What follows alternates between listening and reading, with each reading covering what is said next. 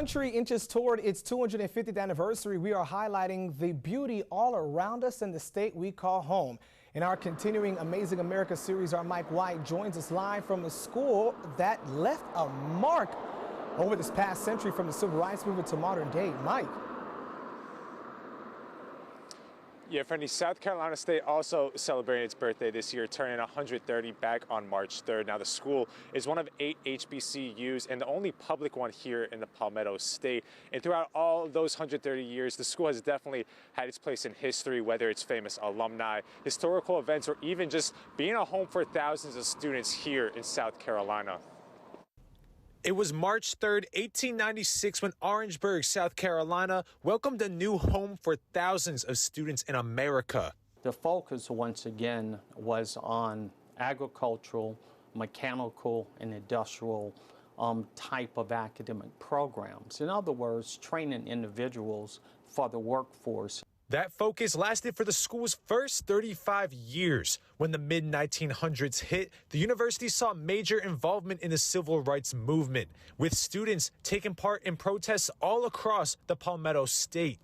The protests of integration in itself, protesting the segregation of not only public schools, but business and industry. But on February 8th, 1968, tragedy hit South Carolina State.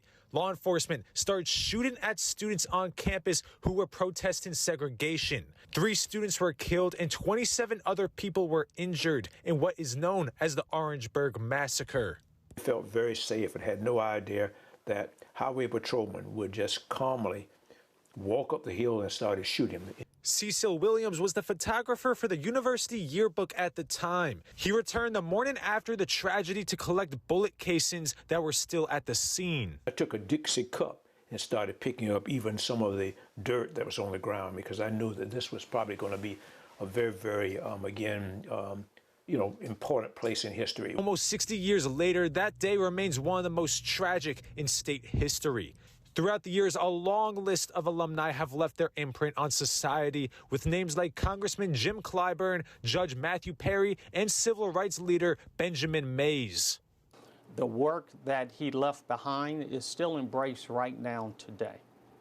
Today, South Carolina State is one of 8 HBCUs in the state and is the only public one with more than 3,200 students. The school is seeing historic investments and advancements on campus, including having one of only 10 new-scale energy exploration centers in the world. People at State truly understand its value, because the type of staff we have here, the administration we have here, the president down to the janitor, everybody can help you. Now, here on campus, there are several projects and renovations that will be taking place in the near future, including a new academic center here for students to help continue push the school's mission of the last 130 years. Reporting in Orangeburg, Mike White. Watch Fox News Local First.